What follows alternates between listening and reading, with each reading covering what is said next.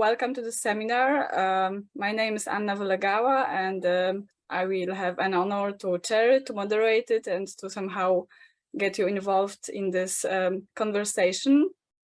This is our second Testimonies from the War research seminar, part of the series.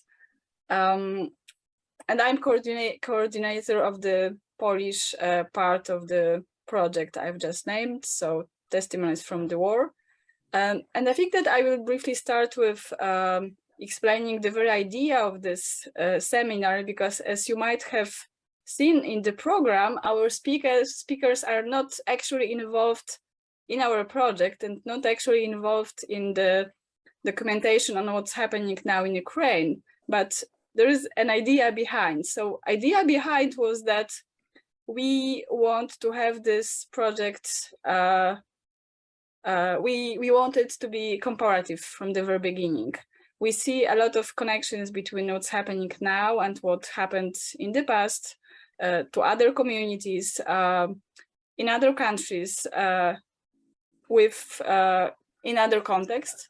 And we also see a lot of connections and links between our methodology and our problems and our challenges we are facing now in this project, and with the problems, challenges, and maybe some solutions that were implemented in the past. So our idea for that seminar was that we want to invite distinguished scholars who have an expertise in research on violence, in interviewing about violence, in methodological solutions and challenges and problems connected with interviewing about difficult issues, but not necessarily connected with what's now happening in Ukraine. So we've invited three wonderful scholars today, and I will introduce all of them in details later. I will just name them now. So we have Erin Jesse, who's working on Rwanda. We have Daria Matengly, who had worked and is still working on the Holodomor in Ukraine, and actually on the perpetrators. And we have Renata Masny, who is the Jehady Nunum representative in Poland, which means that she worked extensively on the Holocaust and interviews the Holocaust bystanders, late bystanders. I will start with explaining a little bit our challenges and problems and the situation in our project. So the very idea of our project was that we are not only documenting the crimes. So this needs to be stated from the very beginning. There are various projects going on in Poland, in Ukraine, and elsewhere, and some of them focus precisely on crimes, so on death, on suffering, on violence.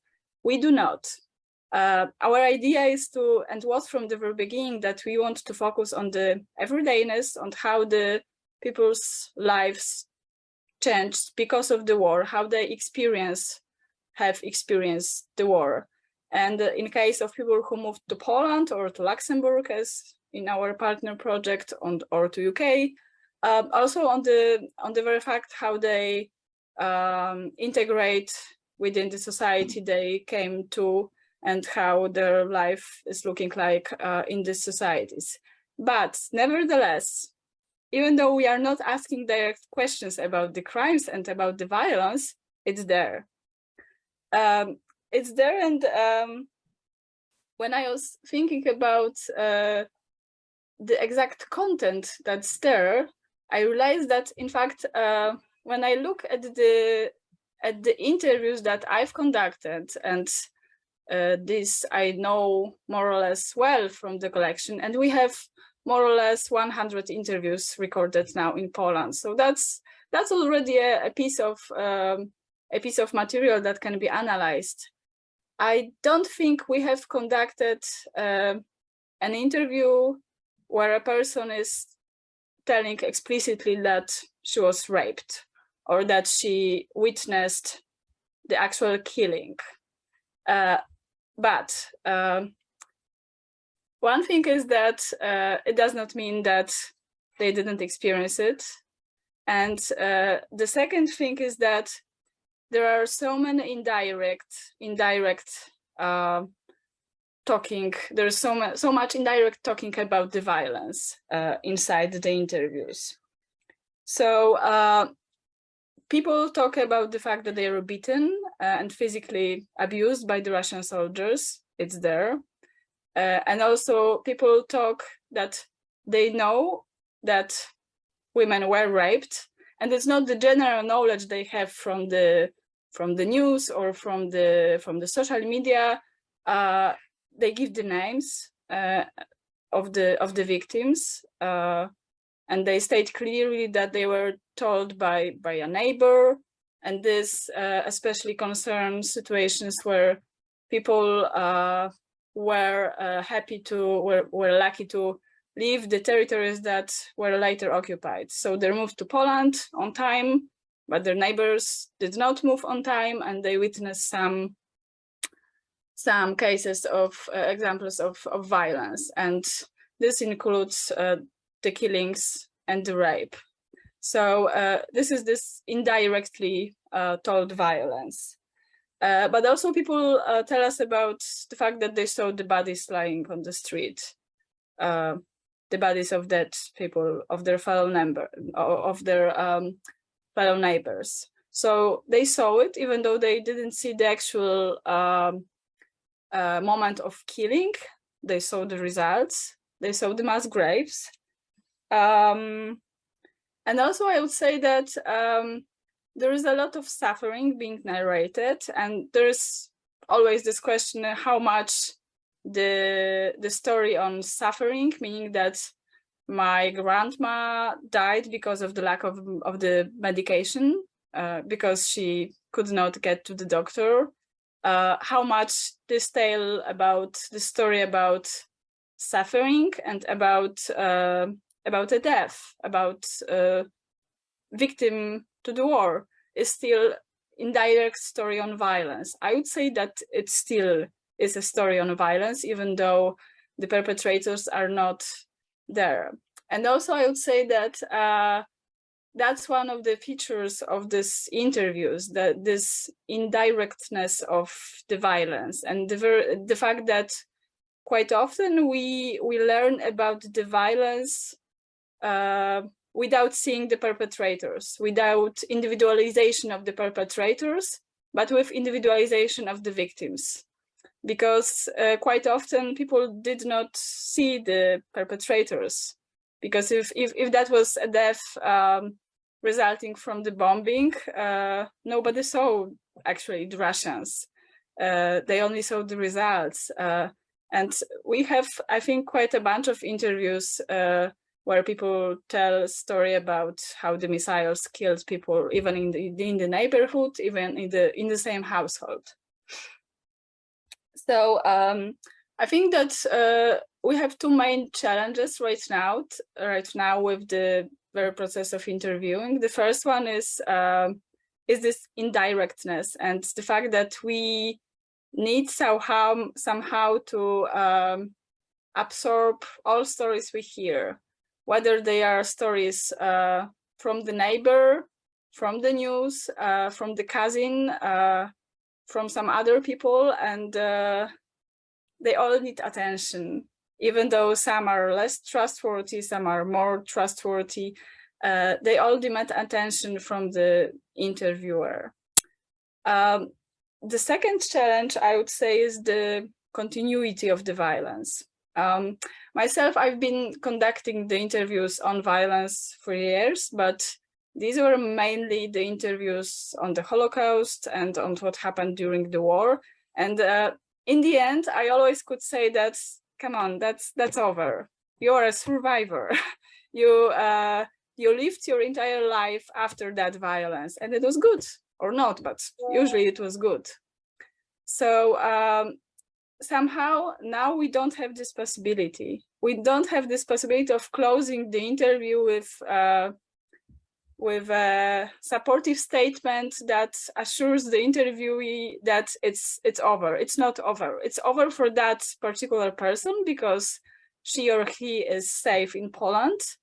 But in most cases, these people still have their loved ones and friends and neighbors in Ukraine. So either their husbands and sons and fathers fighting in the army, or people still on the occupied territories, or people maybe already not occupied, but much more endangered with what's going on in Ukraine. So I think that for now, these are our two main challenges: this indirectness of violence with really real suffering and real victims, and this continuity of violence, which is somehow preventing from the easy happy ending for the for the situation of the interview. So I think that I will stop now with this short introduction, and I will now proceed to introducing our first speaker, who is Erin Jesse. Erin is a senior lecturer in history at the University of Glasgow, and she's an oral historian. She works across the gender history, global history, and war studies. So this is how she defines herself.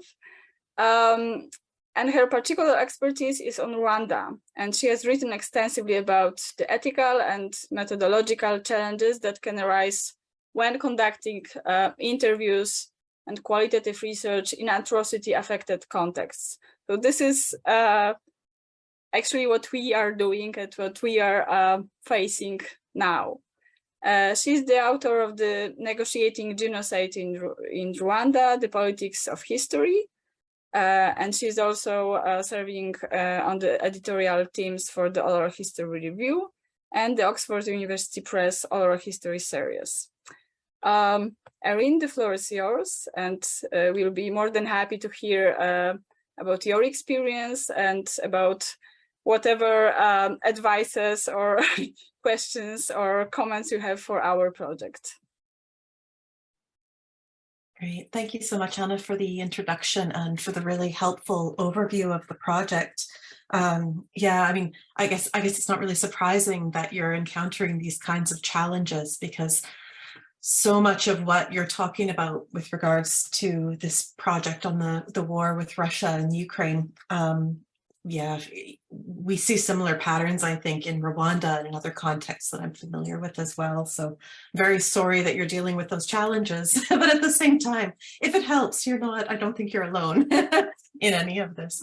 Yeah, there's a large community of people doing work on similar kinds of atrocities, and even where you perhaps don't want to directly talk with people about the atrocities, it's amazing how stories of the violence can filter into the conversation.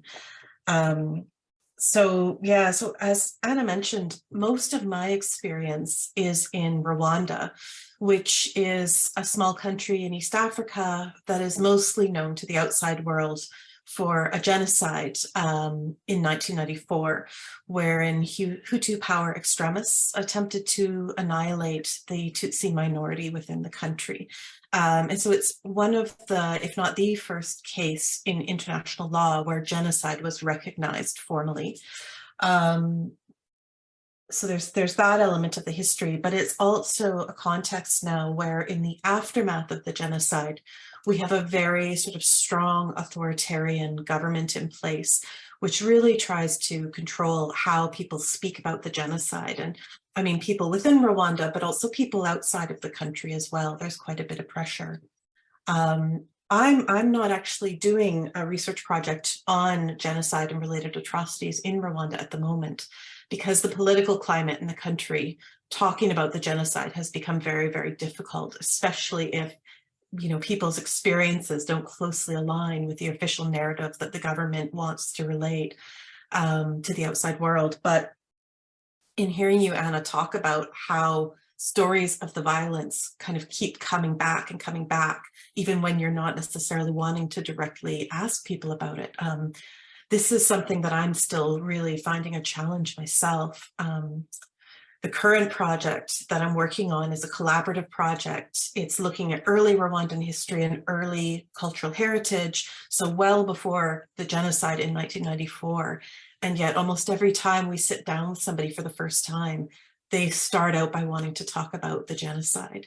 And, you know, sometimes in this almost like it's a flashbulb memory, if you know what I mean by that, like it's just they can't stop themselves from just wanting to go into these experiences, either things that they saw or things that they heard.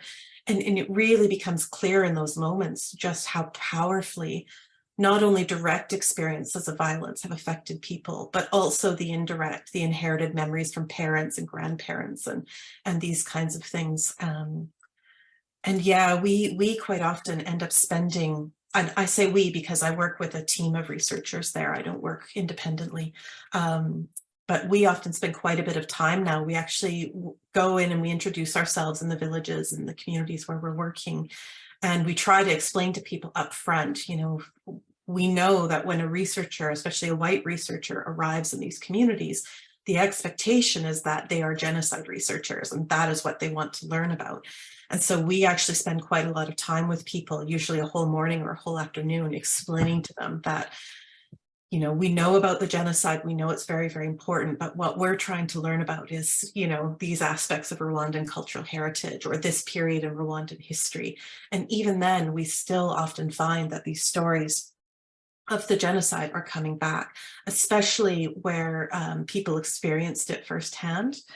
But also, I mean, with youth, people who were born after the genocide, often they feel compelled to acknowledge the genocide as part of talking about their community's history.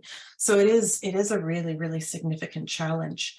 And to a certain extent, I mean, from my perspective, one of the reasons why I don't always want to ask questions or do research on the genocide is because of the very strict political climate in the country around the topic. But at the same time, I do think it's important to give people space to tell these stories, putting it into a narrative form, you know, being able to acknowledge things that have happened to them or things that have happened to people that they love, for example, can be really important for them. And so what we will often do is we will let people talk, but we won't necessarily take notes. We sometimes will even ask if they want that to be recorded, if they'd rather it be off the record, that kind of thing. But we still at least give them the space to talk, mainly because we're not trained as psychologists, we're not trained as counselors. We all have some knowledge of trauma counseling and these things, but we're by no means experts or practitioners in that field. And by shutting people down when they feel the need to speak about these things, you know, there is that concern that we're perhaps interfering with their agency, you know, disempowering them within the interview. So we don't necessarily treat it as part of the research, but you know, we sit and we listen and we acknowledge their stories, because we recognize that they're an important part of what people in their communities have lived through.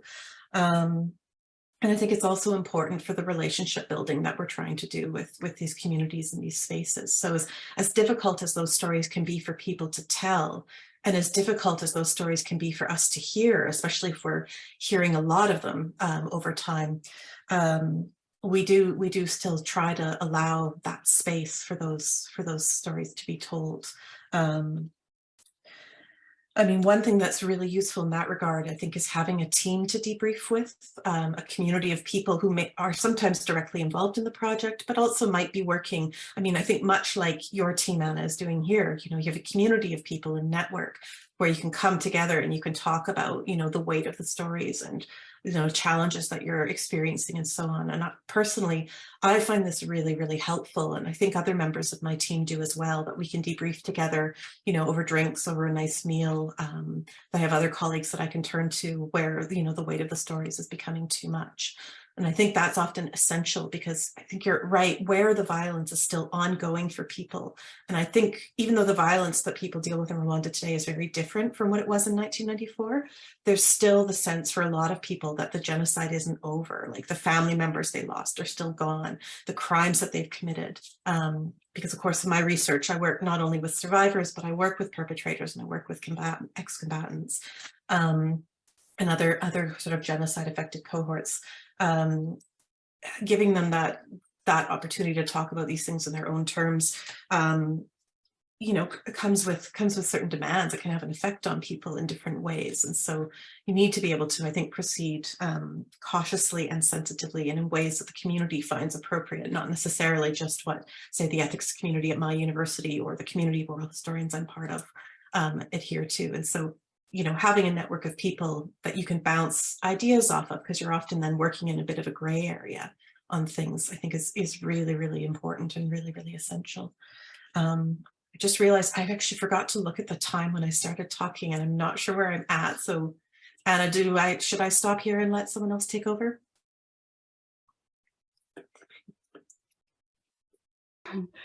If you still need a minute or 2 or 3, that's okay. Yeah, okay. Sorry, I normally look, but I just completely forgot. Yeah, and I think the other challenge in some of this is that where you have people where they've lived through something like a war and displacement and so on, and these kinds of atrocities, this idea that just because they're removed from the context where those atrocity happens, the violence is over for them often isn't true, because of course the communities then that they're moving into or returning to, sometimes there are old forms of violence or the same forms of violence that may be continuing, but also sometimes there's new forms of violence, right? And I think with Rwandans I've worked with where they're part of diasporic communities living outside of Rwanda, often they're still grappling with the memories, they're still feeling that violence in very, very real ways, but they might also be dealing with new kinds of violence like everyday racism and microaggressions in the communities where they're now living.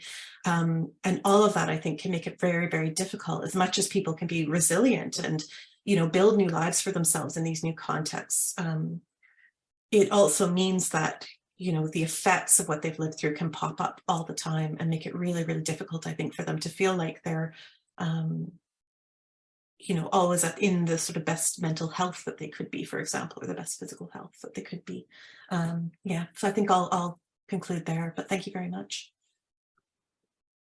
Yeah, thank you so much for sharing your experience. And I already make some notes, and I see so many connections. But I will not go on with that now, because now we are proceeding to our second speaker, who is Renata Masna.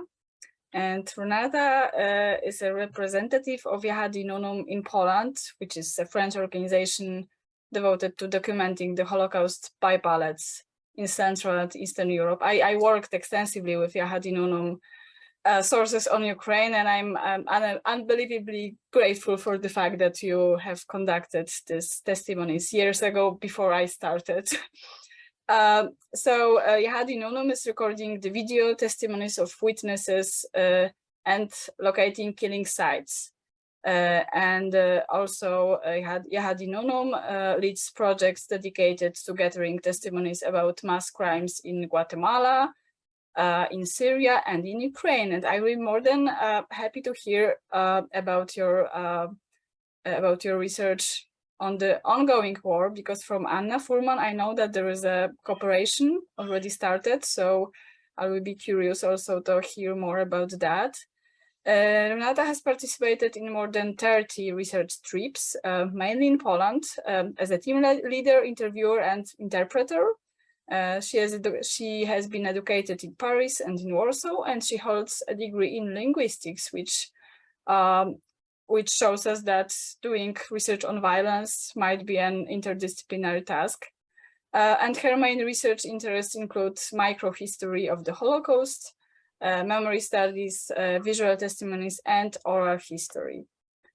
Thank you so much for joining us today, and the Zoom floor is yours. Thank you very much. Thank you very much for the invitation, and thank you very much that our organization Jehadi Nonum was able to also be part of those very interesting seminars. I'm very happy that you already had the seminar in Polish, and now you're having one in English. So just briefly to say, Jehadi Nonum, the organization that I'm representing here in Poland, is a French organization that was founded by Catholic priest Father Patrick Debois in 2004, and he actually his main idea behind establishing the the organization was to document the crimes. So to document the crimes that were perpetrated on the Jewish and Roma population on the territories of the Central and Eastern Europe. The project started at the beginning in Ukraine, and the very first trips were in Ukraine. However, the project itself expanded to other Central and Eastern European countries. So today we can we say that we have 196 investigations across 11 countries: Ukraine, Russia, Poland, Moldova, Romania, Lithuania, Latvia, Estonia, and Slovakia. And this is the main project, so the project of the Holocaust by bullets. However, the organization expanded its research to other mass violence. So the mass violence of the Guatemala conflict, as you mentioned, Anna, the genocide of the Yazidi people. So we interview the survivors, and we provide also some humanitarian help for the Yazidi people in IDP camps. And we also have a project on Ukraine. This is the new project because of the situation in Ukraine. It's done with in cooperation with the Babi Yar Holocaust Memorial Center. And it's also a project that is aiming at documenting the crimes and interviewing witnesses, direct or indirect witnesses of the crime. I personally am not involved in that project because in our organization, we are divided into teams in order to have the expertise of the very of the given subject. However, it's very interesting what you say at the very what you said, Anna, at the very beginning, that there is there are comparisons and connections between different crimes, and we already see them, and we use those very first conclusions or ideas in our educational initiatives that we have. However, I would like to focus a little bit more about the witnesses that we interview within the project of the Holocaust by Bullets. That is our main project. And so far we have had 7,500 testimonies in the whole project.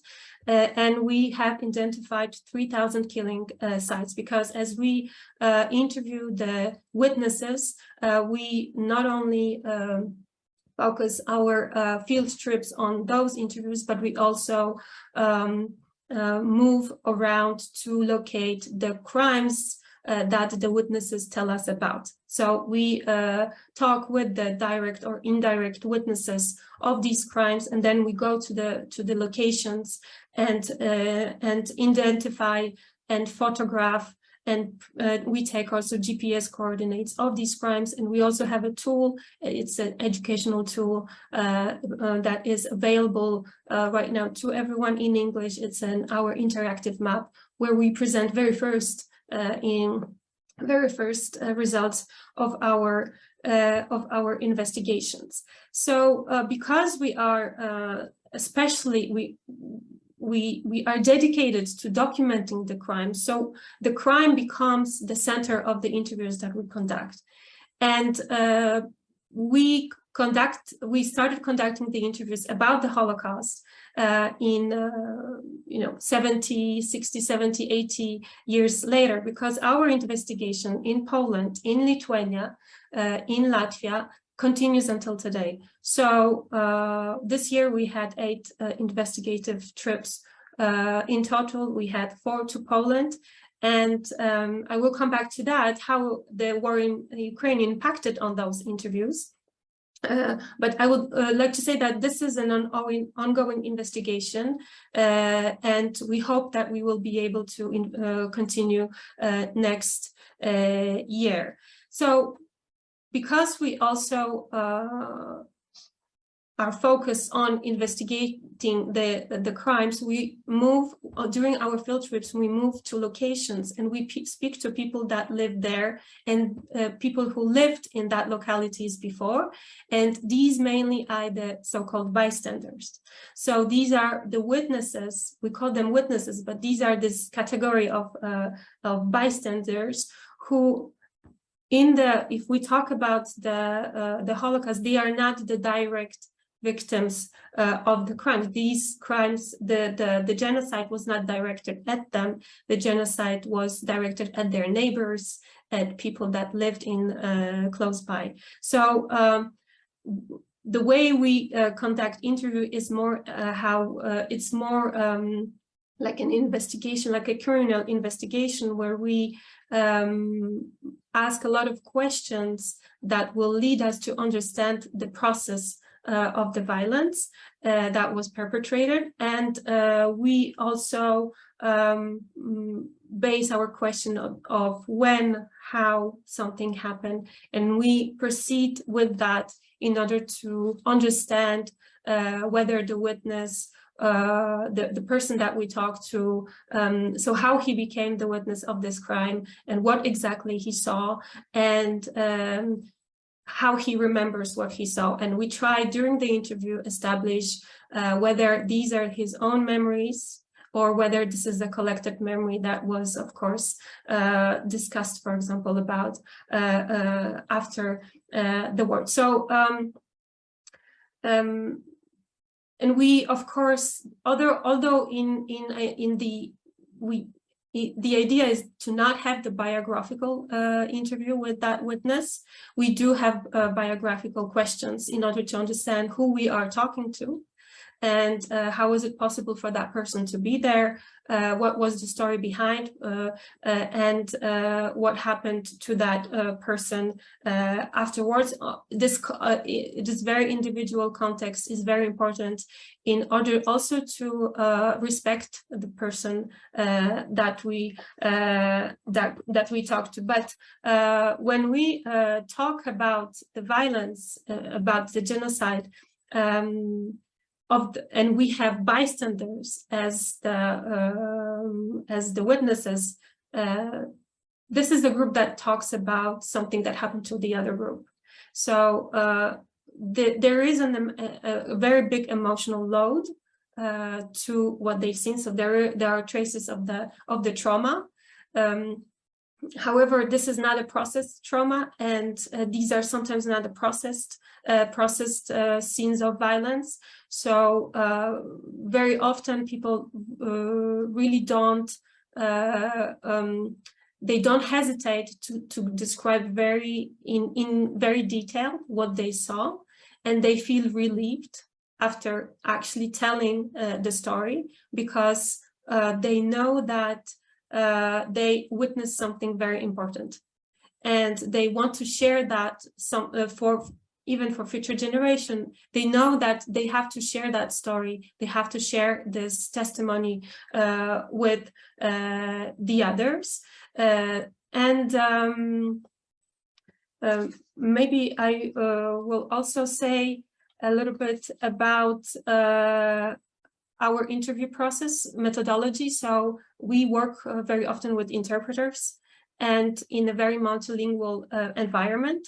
So we have either researchers that come to Poland or to other countries and conduct interview, and they need interpreters who speak the local language and are able to be there during the interview. And I would like to say that this linguistic and multilingual environment is very important for conducting interviews. And we understood very quickly that we need to have a very adapted glossaries, and we always have a very vivid discussion about the vocabulary, about the expressions, and about how to translate, not only for ourselves, but also for those who will later on use our resources, people who do not understand the local languages, so they need to have either interpretation that is already recorded, or they need to have a transcription or translation. So this process of adapting the language of the vocabulary, and paying a very particular attention to the sensitivity of the subject is very, very important. And there is another thing that we found that I found especially very challenging in interviewing the witnesses of the past genocides in this very actual context of war, is that when we talk about when we talk about the violence perpetrated against the Jewish communities, the Roma communities, or of course the Polish communities, there are a lot of comparisons to what people see on the news today. So, for example, bodies on the streets, this is something that they compare to those images right now. And there is a very interesting subject that comes without even asking about it, is the violence against women. So the violence against women at the end of the war, when there were Russians coming,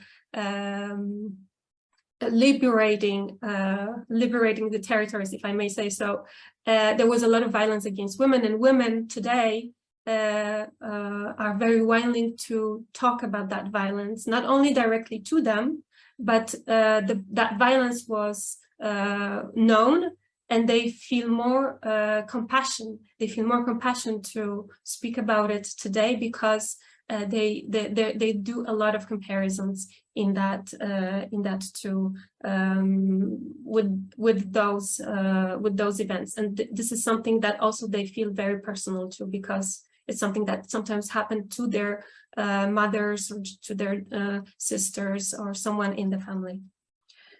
So for now I will stop, and I hope we will continue. Yeah, thank you. I have some notes about the violence directed towards our people and not our people, and the violence against women is really a important issue. So we'll come back to that. But now we are proceeding to our third speaker, who is Daria Mattingly, and she is a scholar from University of Cambridge, where she also received her PhD in 2019. And she's currently writing a book on the memorial traces of the rank and file perpetrators of the famine of the Holodomor, 1932-33 famine in Ukraine. So a long past violence, but still vividly remembered. And Daria's research interests include perpetrator studies, the cultural history of the Soviet Union, with an emphasis on Ukraine. And she's also on the selection committee of the Daneliev Research Seminar on Contemporary Ukraine at the University of Ottawa that I've just participated in October, and it was great. And we had just 8 minutes to present our paper, which is my most vivid memory of the seminar. But it was really good. So I think that the time discipline is something that Daria knows very well. And Daria, I'm grateful for your time, and the Zoom floor is yours. Thank you for your kind introduction, and thank you for having me here. And I'll try to keep to 8 minutes. Yes. So there were so many important points in your introduction and in previous speakers' comments. So I'll try to pack everything in. So the subject of my research, as Anna said, it's the 1932-33 famine known as the Holodomor. So in Ukraine, in Soviet Ukraine at the time. So it was the famine within already existing all-Soviet famine of 1931-34, which was the result of collectivization. So agriculture was destroyed, people were starving, and if it wasn't bad enough for Ukraine, there were a set of policies applied earlier than anywhere else, together with unrealistic, impossible to fulfill quotas for grain procurement, applied specifically to Ukraine, 1932-33. And also policies such as ban on travel, because peasants, Ukrainian peasants couldn't travel without passports, removal of matches, kerosene, salt.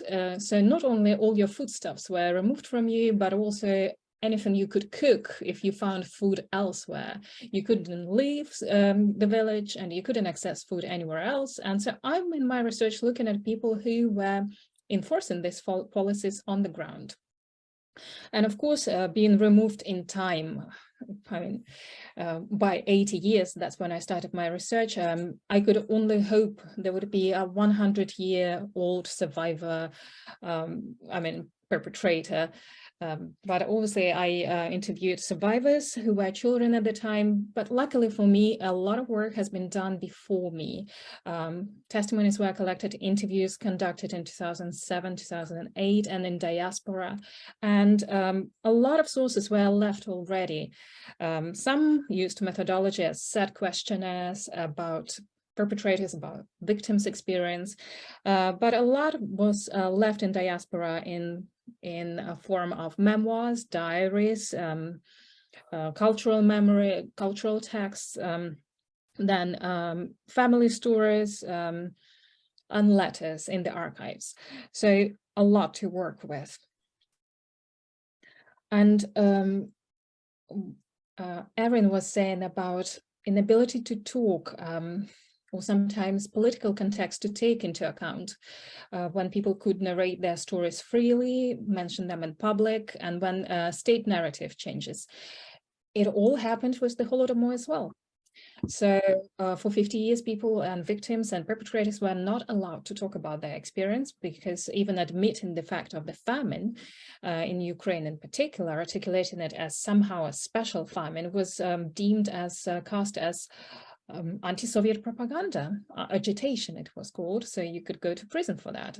But of course, when we talk about the Holodomor, 4 million people in Ukraine died as a result. Within the all-Soviet famine, 7 million, and 4 of those were in Ukraine during that space of time, 1932, 33, and 34. People still kept dying. So of course, if millions perished, more people were affected. And it took hundreds of thousands to enforce these policies. And of course, they are articulated. Of course, some people did deny their participation, but many articulated their experience, either justified it, denied it, or the other form was that the abrogation of personal responsibility. So they were followers, that was what they had to do at the time. So there are many when we compare the Holodomor as the attempt by the Kremlin to control Ukraine, to root out national movement in Ukraine, because social and national in the Holodomor connected here. Then there are many parallels with the current war, and how it is articulated by the Kremlin by way of euphemism, special operation, when it is the war. Likewise, Stalin used to call it differently, but actually he called it the war. He called it what it was, the war on Ukrainian nationalists, but at the time they were called Petlurists. Anyway, but there are also many differences. And when previous speakers and Anna were mentioning about everyday experiences coming back in those stories, when people are traumatized, they have to narrate their story. They have to make sense of the past, what happened of their experience. It happened with the Holodomor all the time, whether it was in family stories or in research by other well, not historians and not oral historians. For example, there was a research in 1992-93 by William Knoll and Natalia Hanenko-Friesen. Musicologist William Knoll went to Ukrainian countryside to collect stories how traditional music, rural music changed during collectivization. And all peasants were telling them was about the famine. about the loss, about perpetrators, and there were a number of perpetrators interviewed at the time, how they were bragging about their experiences and telling, even relating some stories about sexual violence. And that leads me to the question of methodology. While there are some questionnaires, I find it interesting that at different times, we as historians ask different questions. And in the past, people, my colleagues in the past didn't ask the questions about, for example, sexual violence. And I can only circumstantial evidence, I can only collect that, or in the archives indeed. So it's interesting how we ask questions, or whether we allow people to tell their story as it is. Their age, gender matters, but also how they adopt or preconceived ideas, how they adopt other narrative to explain their own experience. And I can see that in perpetrators' accounts, not so much in the victims. When they talk about their personal experience, there is less of those ideas that they adopt. And anonymity. Even in diaspora, Ukrainian diaspora, especially in the 1980s, there were a lot of anonymous accounts by the US Commission on the Holodomor. Political context does matter. And in a way, and this is my final comment here, what we see with the Holodomor, both survivors and perpetrators. In my case, I only interviewed one perpetrator who was 15 at the time, so he wasn't 100-year-old when I interviewed him. The fear of repercussions or implications of their story, narrating their story, is very important. And especially when the perpetrator or the organizer behind genocide or mass violence is not punished or condemned. And in case of the Holodomor, for 50 years, the victims could not talk within Ukraine, but also outside Ukraine. There were anonymous accounts. Likewise, today, the war is not over, and many of the interviewees would be still in the process of living through their trauma. And I think in case of Russia, in case of the Holodomor and the current war, there is no for us as researchers, we have to take that circumstance into account, because even after 1991, after the collapse of the Soviet Union, when I was interviewing, even the same family was in the same village, in the same village. If a family included members who were from both perpetrators and from the victims, they were telling me different stories, and they were telling me those stories at different times, because perpetrators and victims lived in the same village, and perpetrators were not punished, and they were representing, sometimes they were in the positions of power. So I think that matters a lot, even after the end of the war in Ukraine. The rule of law and responsibility for those who collaborated or were involved in perpetration of violence. So that matters a lot. On that I will finish. I think it's 9 minutes, sorry. Yeah. Thank you. That was wonderful time discipline. But I mean, we'll have more time during the discussion. I think that definitely we'll have time, and you would probably want to somehow make some references to what Erin and Renata said, and the vice versa. But I will now take the privilege of being a moderator, and I will start making these connections because I saw so many of them. So I will start with saying that what you said, what all of you said, really make me realize that there is this huge difference between narrating the violence against our people and against the neighbors. Even if the neighbors were really close and really there was an empathy and a good relationship, there is a difference between narrating a violence against us and against them. So I think that the load of emotions that we have in our interviews is so huge, because that's the fresh violence, and that's the violence directed against us, against our people, and that's our people are still endangered.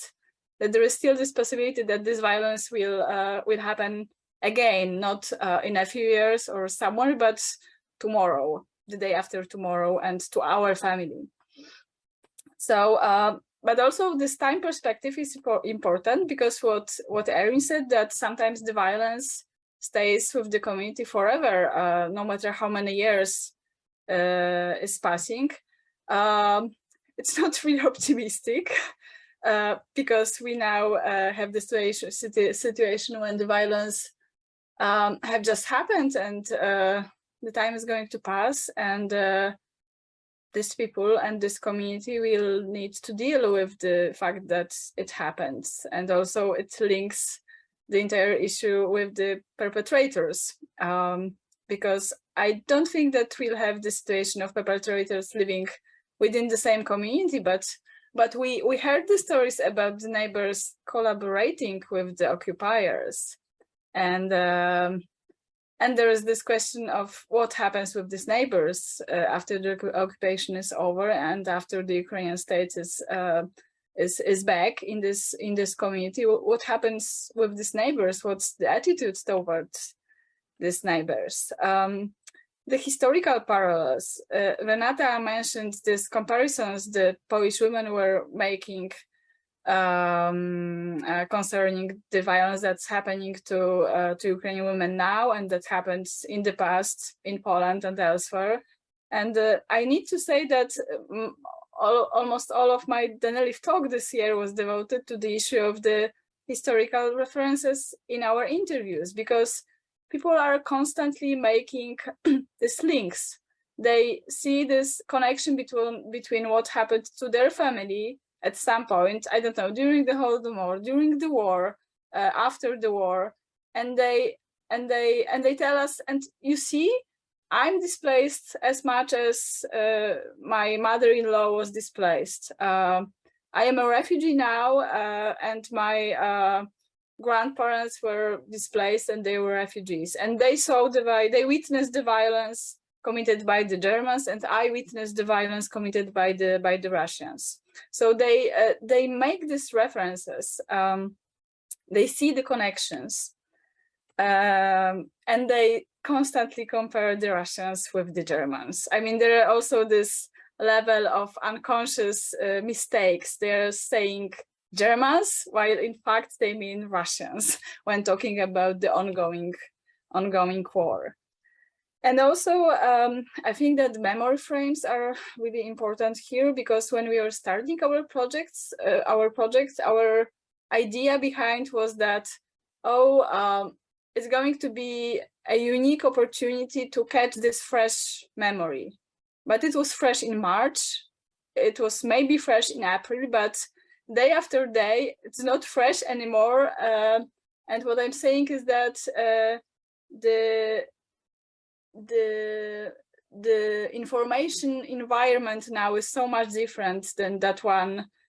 Even if I'm not talking about the Holocaust survivors or the Holodomor survivors, but even though people who experienced who witnessed and survived the genocide in Rwanda, it's so much different, because now 2 minutes after something happened, you have it on the social media, and the information is circulating so fastly and so vividly that sometimes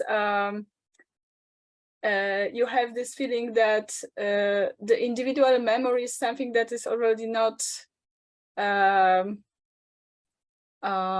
achievable, because already a really short time after something happened and something was remembered by a person, it's already influenced. This memory has been already influenced by pictures, by stories heard somewhere else, by everything that was posted on Twitter and on Facebook and so on. So I'm not saying it's less valuable, but it's just so much different. And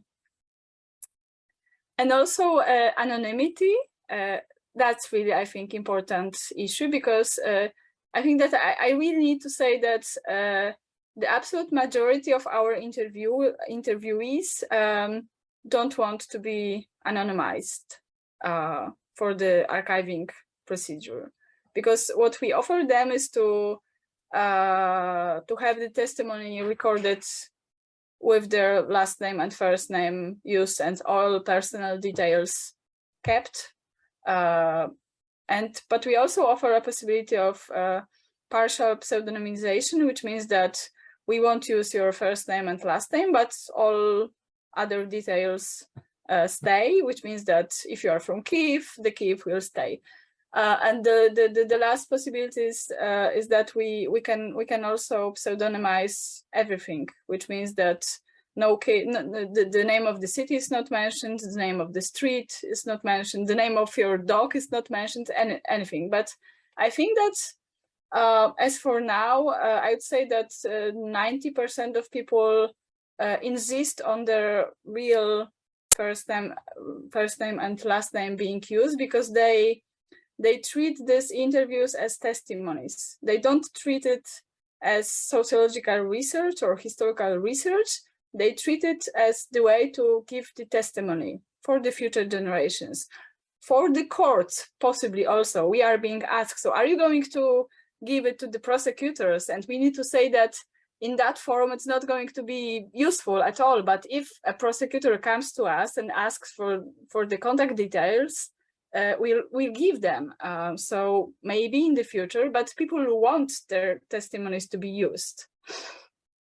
So the last point I want to make is that also the role of the researcher is important in the entire process, and I think that we tend to forget about our well-being and about the fact that working with this type of sources is really demanding. And what Erin said about the briefing sessions and about the mutual support is, I think, something that we are trying to achieve within our team, but it's really difficult, because while in Lviv, our colleagues are somehow centered around or gathered around the Center for the Urban History, and they managed to have the weekly meeting with the psychologists and to meet all together after conducting the interviews for the debriefing sessions. In Poland, we are spread all around Poland, and we are trying to have Zoom sessions, kind of supervision to talk, to share our problems, emotions, and experience. But it's much more difficult, I think. But I think that we have some colleagues from the Polish team here, so they might also want to share their experience. But I think that there is this burden of being individual researcher in this pretty demanding research. So I think that I will stop now and I will open the floor to the public. But if you, Erin and Renata and Daria, want to somehow connect your talks with each other, there's also a space. So if you have a question, just let me know on the chat. And yeah, Magda has a question. Yes, I have a question to Renata, because you mentioned that in some projects you're, like for example, with the Yazidi people, that you are providing some humanitarian help along with conducting the interviews. So in our projects, we are forbidden to conduct interviews with people that we had provided any support to, which is very much understandable. So I'm just interested how you combine it, or how do you separate it? Mm-hmm. So thank you for your question, Magdalena. Yes, it's true that I put that side by side, conducting interviews with the Yazidi survivors and providing humanitarian help. Of course, this is not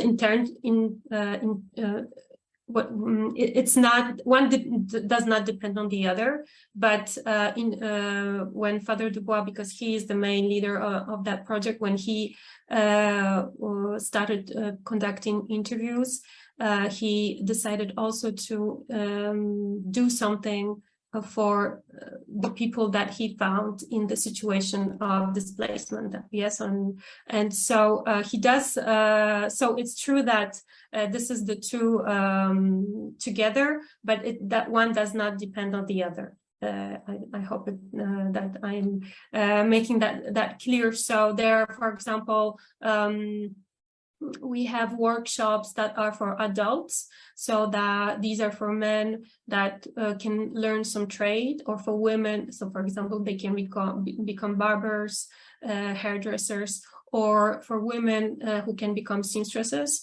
And we have also workshops for children, so children that need to adapt to a new reality. So these are this is a psychological help. And this is also, there are also, for example, English classes. So this is some kind of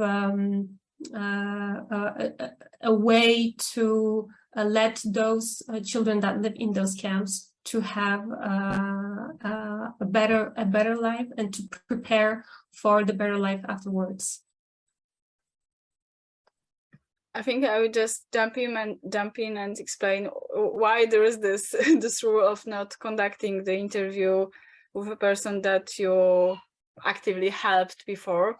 So the idea was that the idea behind was that we really only want to talk with people who really want to talk with us. And the idea was that if you helped a person, this person has can feel that out of gratitude, she or he should actually agree for the interview, and we don't want to influence people that way. So, of course, I mean, we are all helping. We are all somehow involved in many ways in the humanitarian aid, or we were at least in spring, but we try not to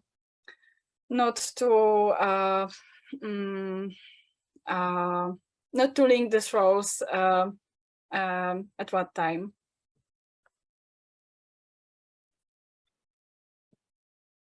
Matt, please unmute yourself. Yeah. So Matt Pauley, Michigan State University. I don't do oral history. I come here full of admiration of all that you do, and as a historian of Ukraine. And I'm really interested in this idea of historical references and the way it might intersect with notions of accountability. So I suppose it's a question in particular to Anna, but maybe others have thoughts as well. That is there an idea when the Holodomor is referenced, or German occupation in the Second World War, that perpetrators have escaped accountability, and that can't happen again in regards to Russia's current war against Ukraine? So is testimony, as you put it, motivated by this notion of a historically informed sense of justice? Thank you.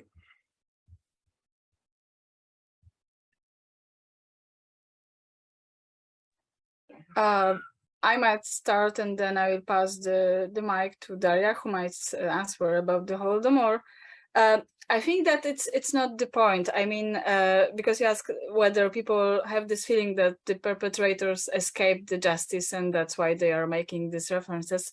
No, I mean, there is no, when they speak about what happened during the German occupation, during the Second World War, there is no issue. The issue of the guilt and responsibility is not present at all. There's only the suffering.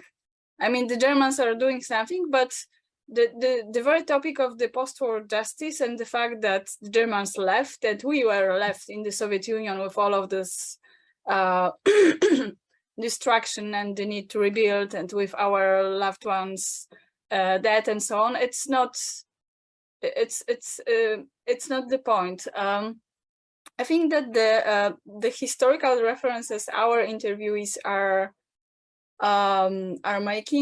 seeing are more about the experience. So first of all, they see that what happened once to their families, be it during the Soviet period or be it during the German occupation, is happening now to them. So it's displacement, but it's also the mass killing. So I once conducted an interview, and that was a woman that lost her partner in Borodianka. And she told that, you know, it all happened before. We already had it in Ukraine, and I was told so many times by my grandma about what the Germans did in Ukraine, and I never believed her. I knew it from the history, but it was somehow abstract, and now it's not abstract anymore. So they see this experience in the past, and they see the parallels. And also, I think that another comparison they are making is that this is a very special situation. This is a kind of a border situation that was not supposed to happen again. And again, I will give you an example. I had an interview with, again, a lady, because most of them are women, that left Kyiv in March or in April. And she told that, you know, when I was leaving, I didn't know what to do because I didn't have the skills. Because the skills that I have are the skills from the peaceful time. I didn't know how to pack. I know how to pack my suitcases for the holidays, but I didn't know how to pack our family to leave because there's a war. And she told that, you know, if my grandma was alive, she would know because she had the skills.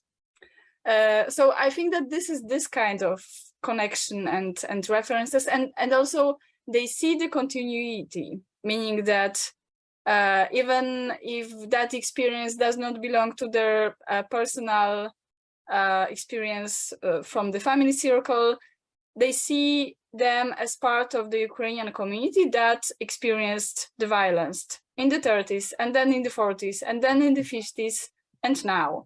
And they see the Russians as the link quite often, meaning that the collective perpetrator remains the same. Yeah, good. Can I add?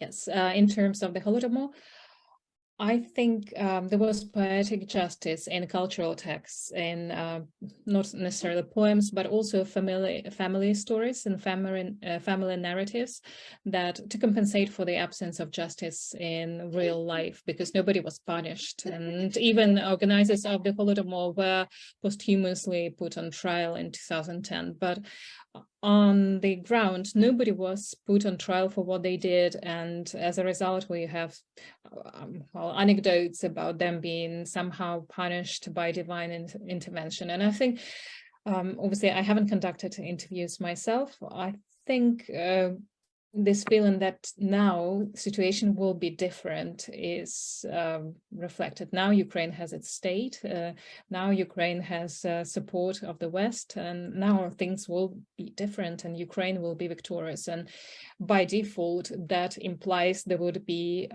justice done. So I think that should transpire in the testimonies, but that is my guess, as opposed to if you compare Holodomor and the current war. I have a Peter who has a question. So Peter, please unmute yourself, and then Irina. Hi, not so much a question, more just a kind of couple of comments actually. My work is kind of different. I've been working a lot with historical accounts of migrants describing their own experiences, telling their own life stories, sometimes in full, sometimes in fragments, and looking at the other side of that, which is the way investigators also tell those stories report on, and so on and so forth. And just a couple of things that kind of echoed for me. I should say maybe that I'm in Copenhagen at the university, but a couple of things that just struck me. One is exactly this point, the point that Renata made, okay? So these questions of how translation, language, transformation of accounts into different kinds of forms is so important, in the way that those stories can be used, the way they're understood, interpreted, and so on and so forth. And I think related to that is the question of ellipses and presences in those languages, what's spoken, what's unspoken, okay, where are the spaces? Not necessarily that we want to try to fill those in, because those are accounts that are given. And I think it's probably true for you, Daria, that where there are absences, the question is what question was asked, okay, what was spoken, what's underneath a comment, a response. In other words, what's the context of the encounter between the interviewer and the interviewee? Okay, so that was one thing that I wanted to say.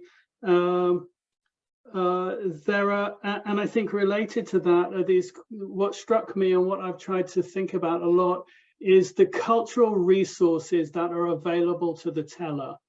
Okay, so what are the kinds of places that people go to when they want to try to explain or describe themselves or the events that they experience? Okay, and often those are things that go back a long way in their lives. Okay, they go to very basic storytelling modes that they learned early on.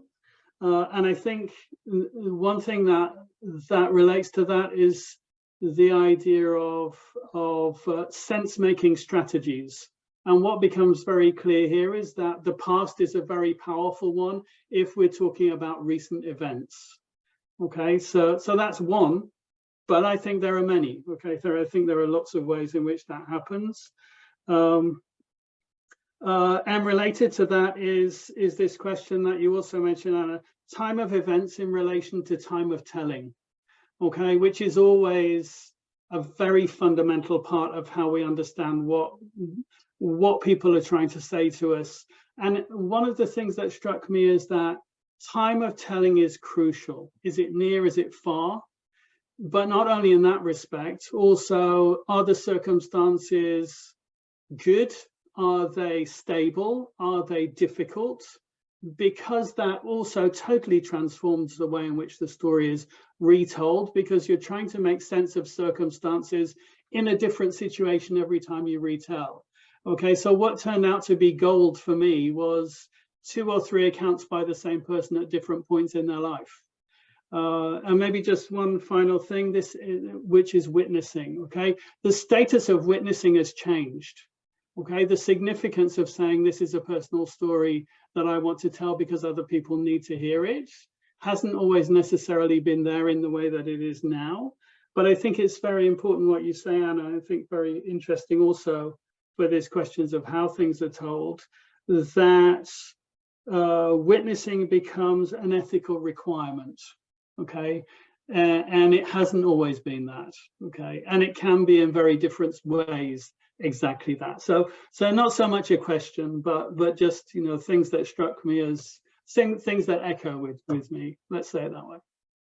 Yeah, just a comment to a comment. Your point about the witnessing as ethical requirement. I had one interview. I really had some doubts whether it should have been recorded, because that was a person that I didn't need to convince at all.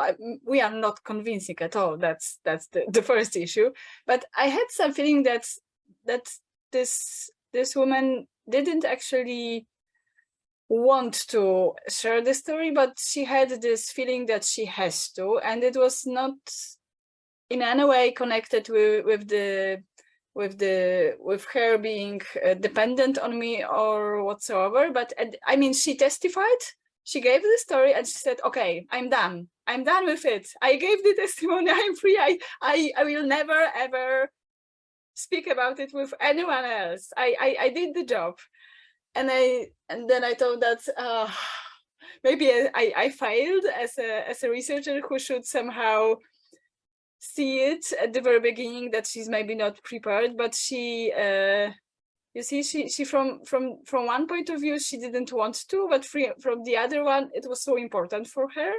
So I was in contact with her a couple of times afterwards just to check that it's okay still, that she feels okay, and she has this feeling that she did a job. Yeah. Irena. Thank you very much for such nice possibility to hear a very important topic, which much connected with my activity, with a lot of topics which I worked before. So I worked with Stalinist crimes, I worked with Nazis crimes. Now I'm working in Bremen with collection of political immigrants from Belarus in the time since 1996. So I really see a lot of connections, and I can say that first let's talk about what is violence for the person, first of all, but not the war. When I remember events of 2020, I remember that our people try to find why it happens, this violence, and they try to find it somehow it's somebody foreign. Yeah, it's not our people can do it. And I see it's also a connection what people possibly trying to explain themselves in their testimonies about the war of Ukraine. And we can also say that it's very challenging work. From my part, for example, first of all, that it's about not finished events. So how we can analyze what didn't finish, and it's very traumatic topic. And for example, it would be possibly a question to you, a little question, if you are planning to repeat interviews in the future to see the dynamics. And I understand that you try to find not politological, not sociological, but historical review on the testimonies. And that's why it's very important that you interested in who is the person whom you are asking about interview. And about continuity, from my experience with present interviews, I see that violence from Stalinist time or Nazi time is very important to reflect. Sometimes people do not conscious in this, but it's really what is influencing them, their family, and how they perceive present situation. And maybe the problem is also, and you are certainly thinking about this, who is making these interviews. When you are working with traumatic topics, to open them, it's very important how the person is prepared, how the person is in gender or with political views, so connected and can build their so emotional bridge to the person, and that it will be possible to talk about rape or something else. It's very, very important. And from my experience, even if I work with people who are ready to talk, usually because of the regime in Belarus, it's anonymous interviews. So even in that situation, we always have a little bit part or without a dictaphone where people are telling what they are not ready to talk for record. And that's also a challenge. And the last, what I want to say, for me, for a person who worked with a lot of Holocaust survivors in Belarus, for example, now it's very sad that it is a situation in Belarus of instrumentalization of the memory about the war. When people who gave us interviews for the future generations, because civic role of this testimony is very important, also as its therapeutic effect for the eyewitnesses. But we see as how our survivors, there are not so many, now are used for Russian propaganda to legitimize this aggression and to work for mythologization of the topic. For example, if you know about case of so-called genocide of Belarusian people, when people who were not direct eyewitnesses, witnesses that they were, for example, Ukrainians or somebody else, yeah, who were guilty, and how present political culture of memory is building on the testimonies who are not trustworthy.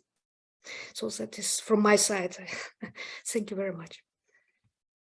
Yeah, I think I will just briefly answer your question about the second round of interviews.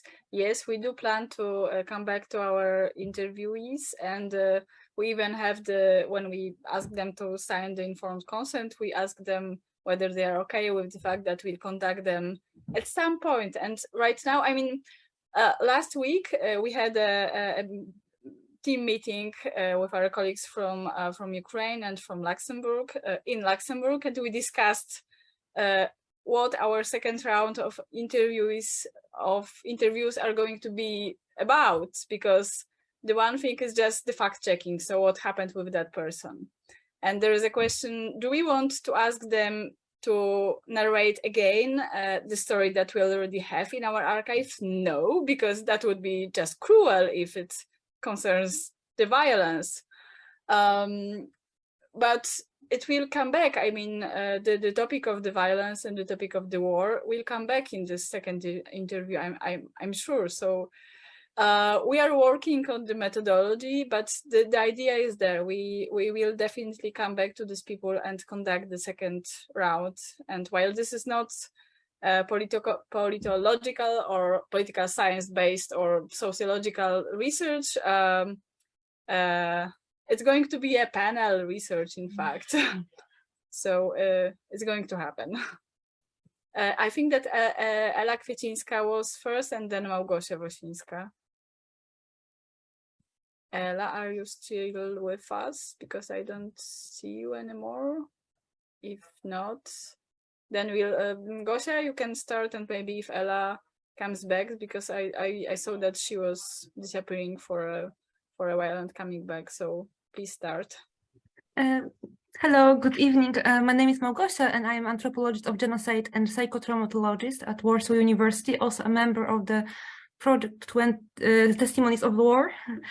Thank you all for very inspiring talks. I would like to I have one comment and one question. And first comment is going to Erin. I would like to say you, Erin, that I am so proud of you that you're still working in Rwanda. And I spent in Rwanda almost 7 years working for CNLG, for the government or for the government organization years ago, for the National Prosecutor Office from Jean de Gassanabo.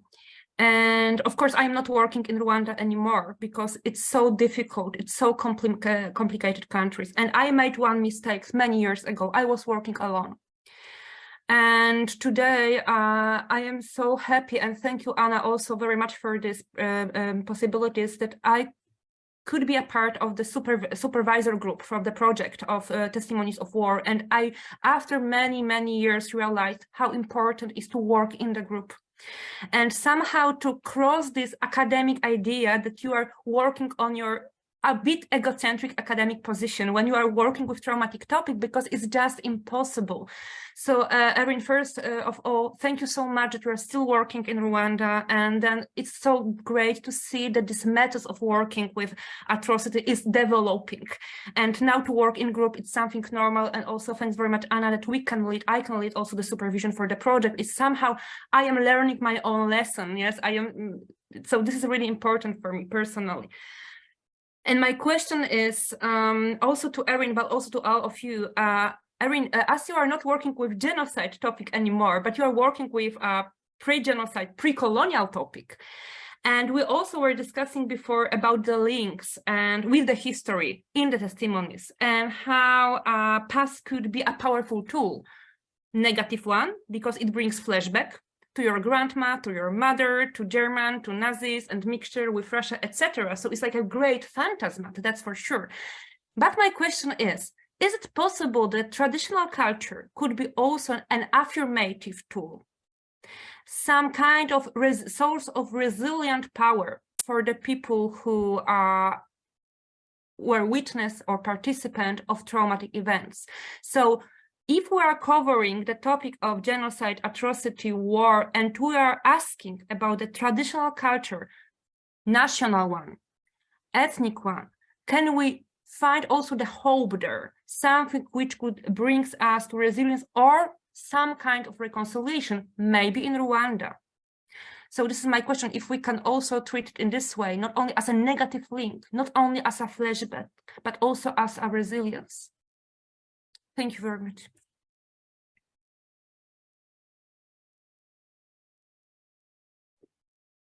Thank you, Lucia. That's yeah, well, it's lovely to meet you, first of all, someone with a fellow connection to Rwanda. And with the CNLJ, no less, I'm sure. I'm sure you heard my name uttered many times within that organization. Because yeah, they are not a fan of my my book and some of my publications. Going to your question though, this issue of history as a source of resilience and for potentially unifying people, absolutely. I think there are moments where there maybe is that potential. As part of the kind of broader objective of the project I'm part of now is actually talking about aspects of cultural heritage and history in Rwanda, which people are proud, where ethnicity perhaps wasn't a significant factor. Not to say there couldn't have been violence or different kinds of conflict, but it wasn't explicitly, say, ethnic. It might have been clan-based. It might have been within a family. You know, it might have been warring kings and queens and these kinds of things, right? You know, Rwandans are really proud of the country's history and like the deep history of the country as well. And there's a lot of diversity across regions. And the project that we're doing at the moment is in the west of the country. And one of the reasons why it's a community-based project, one of the reasons why they wanted to do this is because it's a community that experienced the full 3 months of the genocide.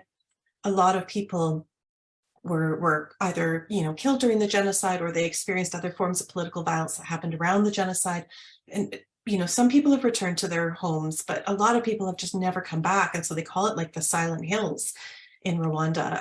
And so this project, and looking at it, the heritage and the early history of the region, part of what they're hoping to do is actually encourage people to start coming back, and because they are really working hard to reconcile. It's not always perfect. It's often really messy and complicated, and there are moments where ethnic tensions still arise around different topics, but the hope is that if they can sort of focus in, I don't know, maybe it's a positive kind of propaganda that we're aiming for, but if there's a way to sort of focus in on the things that that people value about their communities and their society and their culture, that maybe it can be a way to try to unify.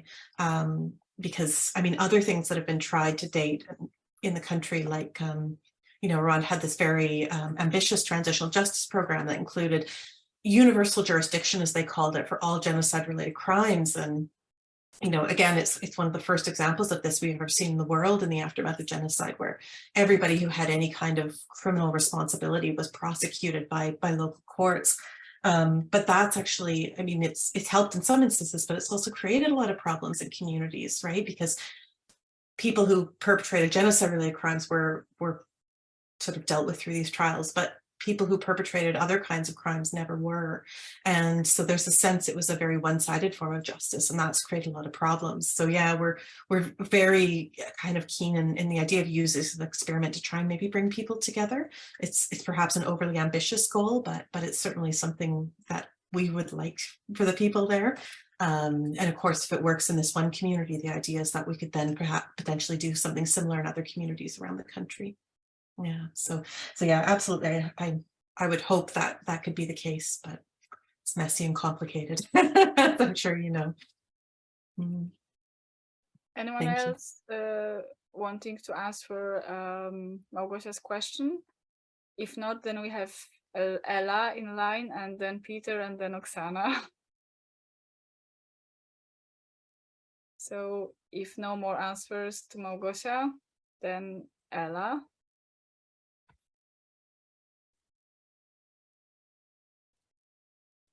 Elu, I saw your word there, but we are still missing.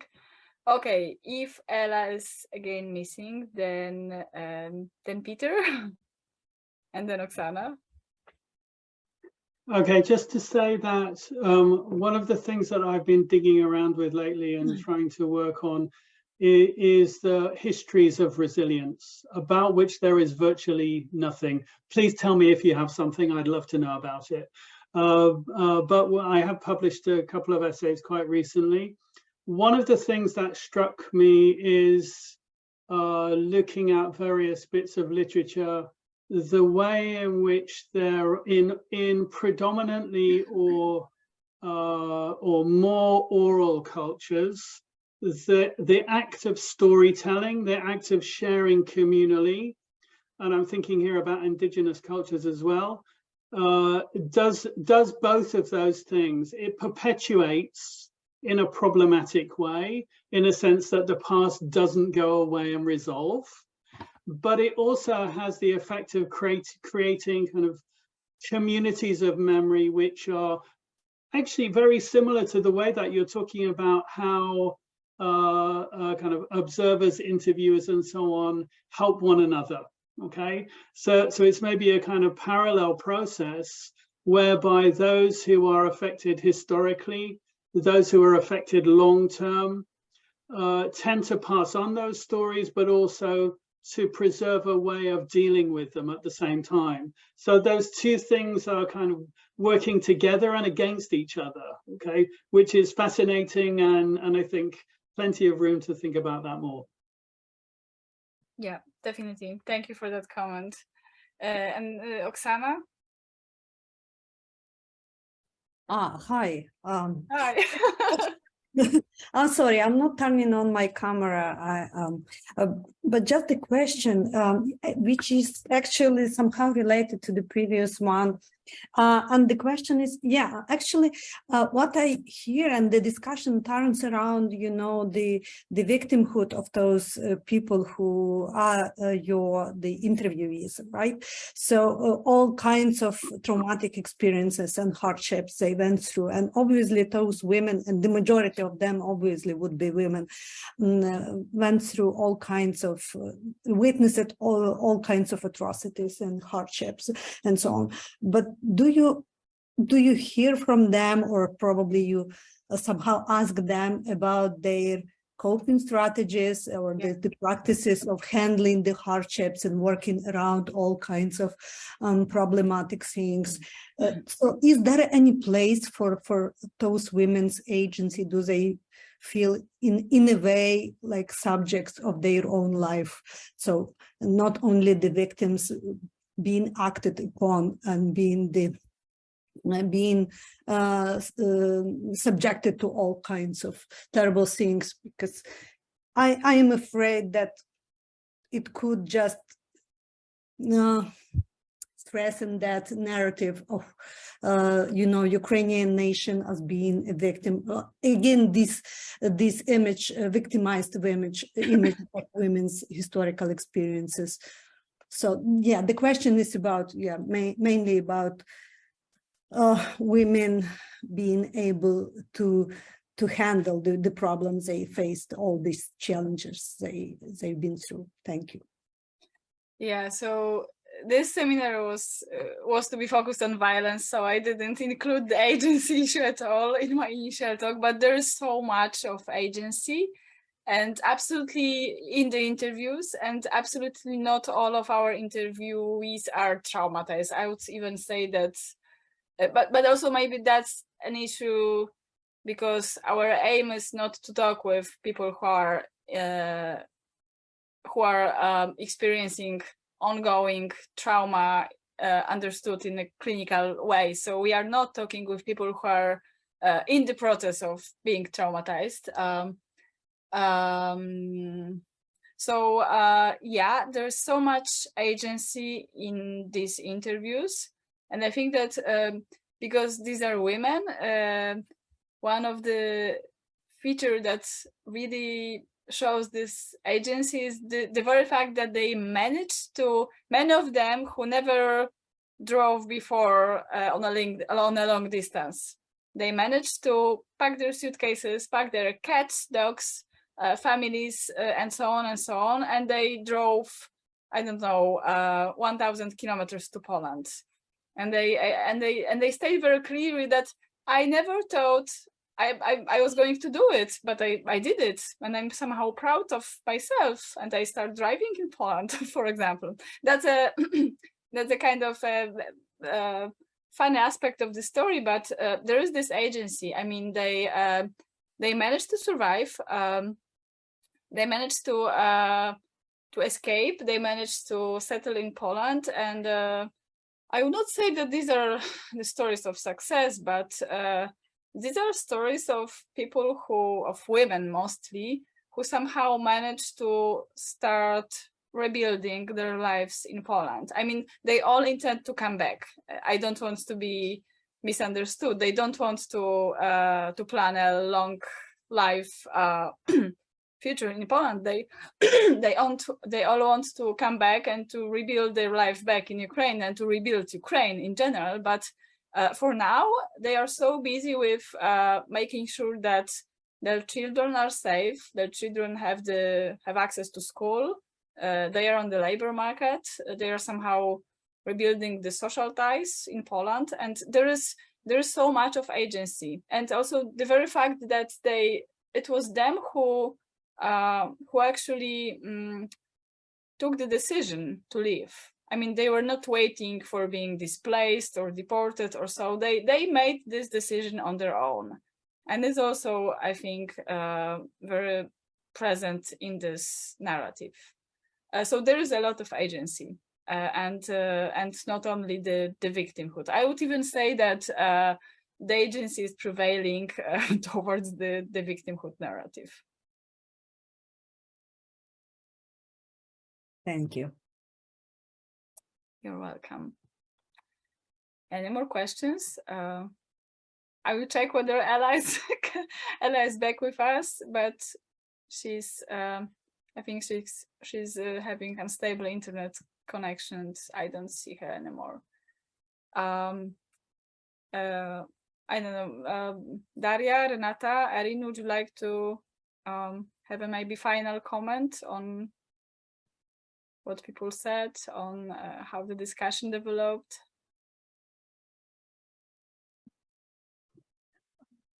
If I may, I'd like to thank other presenters as well as speakers and questions and comments. I took a lot of notes today, actually, to look at my own research and how I work with the testimonies, because the past is a powerful tool to describe the present, especially in terms of how violence is made sense. For example, collectivization was explained as second serfdom, which was traumatic in the past, and then again you make references based on the past experiences, not necessarily yours, but in the family history. And to the question of what is violence, I think during the Holodomor as it is today, it is also creating conditions incompatible in life, either directly or indirectly.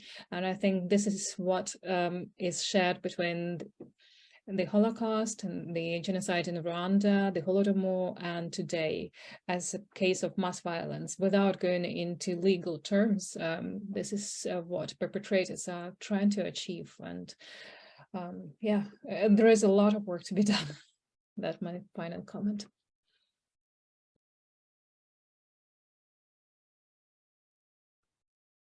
Yeah, if I can maybe say as well, really enjoyed the conversation, enjoyed the last one as well with this group. I think the project that you're working on is just really wonderful, and recognizing it has just, challenges. I think just by virtue of the kinds of ethical and methodological questions you're asking, I think it's going to be amazing on several levels, both in terms of findings, but also in terms of the methodological and ethical insights that are going to come out of it. And yeah, I've taken lots of notes myself as well. So thank you for that.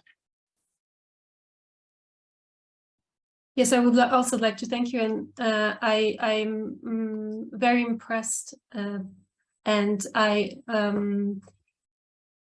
have a lot of respect for you for having this project that is about an ongoing violence. And it has to be very challenging to already talk and to conduct interviews about the ongoing violence and already have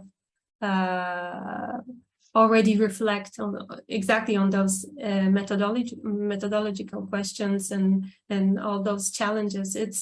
It's very interesting to actually see it, to be part of this conversation, and to be able to ask many questions about the projects we do that concern, for example, those violences that ended.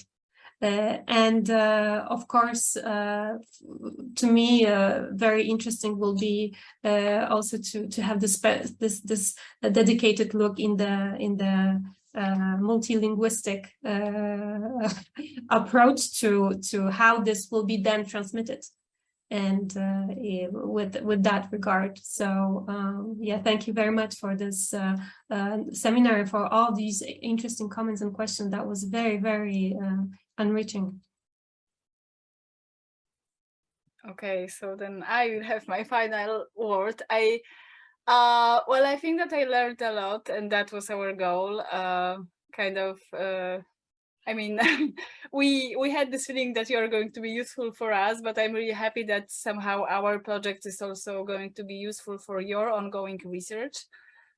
And that was the idea behind that. We can learn from each other, and that the very fact that we are researching the violence, whether we understand it as the violence with the perpetrators who are persons present somewhere, as the violence as suffering, as or as creating these conditions where people suffer and die, it's a hard task. And I think that it's good that we have created this space to share our experience and to share our knowledge and doubts and challenges. And I just want to say that I really hope we'll continue this discussion and this conversation, and I'm sure we will at some points during the future seminars, maybe during the workshop in February in Warsaw, definitely with some of you,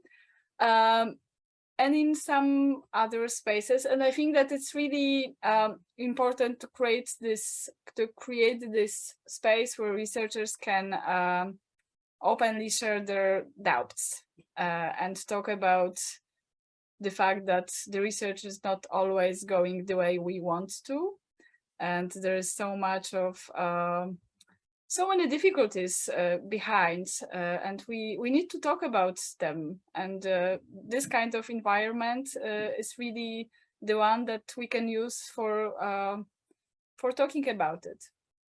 So thank you so much for sharing your time and your knowledge and your experience. And I have the feeling that it was really useful and fruitful. Yeah, so thank you, and join us for the next seminar at some point in January in Polish and in Ukrainian, but we'll think about the English version too for the non-Polish and non-Ukrainian speakers. Yeah, so we'll keep it in mind. So thank you, and thank you also for all the questions and for being with us, to people who were not presenting but who were listening with attention and with questions. Thank you.